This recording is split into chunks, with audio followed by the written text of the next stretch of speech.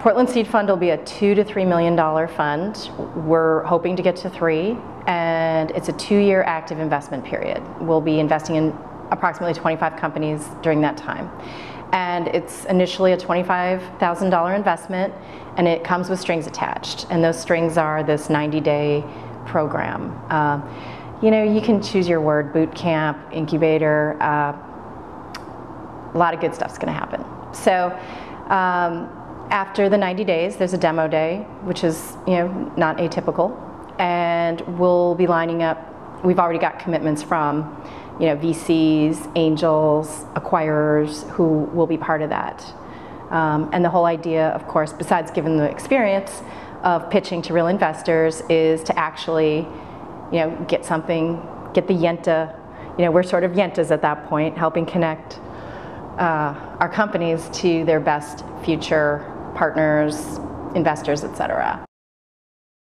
We were kids of entrepreneurs, and what do entrepreneurs' children do for fun? They make businesses.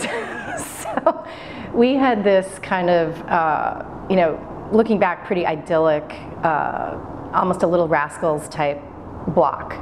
And every day was another business. You know, every poor child in the neighborhood was a prospective employee or, you know, customer to our little enterprises. And I realize in retrospect, there's so much emphasis on iterate, iterate, iterate, iterate. People talk about it more in terms of technology than they do business models. But looking back, I had like the crash course growing up in iteration. So I learned more from that playing without toys, playing with people, really, with businesses. And, you know, that's kind of phase 1 of that. Phase 2 is, you know, growing up in that kind of serial entrepreneur household. Depending on which kid, you get a whole different view of what that was like.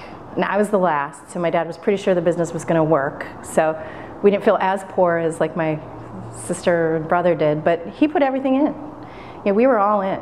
And, you know, Minnesota company ended up expanding into Santa Clara, which is pretty bold back in the 70s, and that was all on our backs. And that was a huge risk for a guy with 4 kids.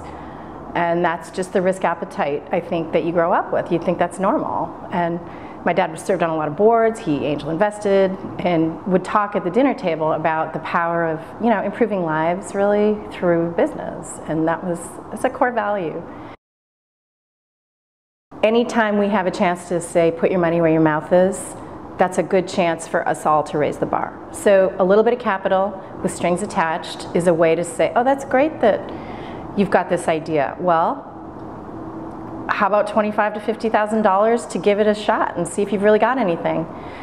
Well, does that $25,000 come in small unmarked bills, or does that come with strings attached? Well, there are strings attached. You know, this is going to be a little bit of discipline around creating something so that it ends up with a business model and a customer and something that can scale. You know, and not everything will, but I want to know that, you know, certainly anybody we take in is giving it their best shot. So a little bit of mentoring, a little bit of capital, and again, quick decision, iterate. So 90 days, it's okay if it's not a winning idea. You know, maybe it can be pointed in another direction, or maybe it's just a non-starter, we all move on. We're not going to be everything to everybody. So, you know, businesses that are still very good businesses that don't scale the way, you know, we really want to lay on extraordinary growth.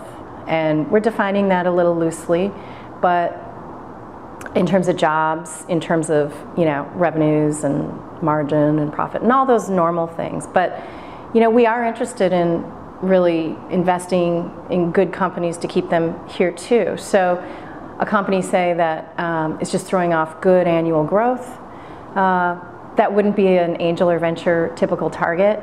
We have a mechanism to invest in them and keep them growing, and they tend to grow in place. They tend to be loyal to place, and they tend to create good living wage jobs. And that's through doing a revenue share. That's a unique differentiator that we have over some of the other incubator programs like Techstars. We have 4 deal instruments, so it's unique. So we talk about what makes a good entrepreneur, and timing is just so key. You can do all the right things at the wrong time and just butt your head against a wall. And I have been thinking a lot about timing as it relates to the Portland entrepreneurial ecosystem.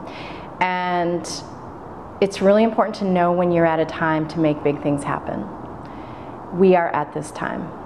So it took a while to circle all the resources, and things have been happening quietly, but everybody is doing their part. They're starting to line up, and there is a real groundswell starting. And it would be a really huge mistake for all of us to not be aware that this is our time. This is our time to make it happen, all of us. It's the Portland Seed Fund. It's a figurehead of many, many people behind the scenes doing many, many things to make this an amazing entrepreneurial ecosystem. And I know Guy Kawasaki likes to say, don't make money, make meaning, but I'm going to take it up a notch and say, let's make a movement. Let's make a movement here and now, and it is our time.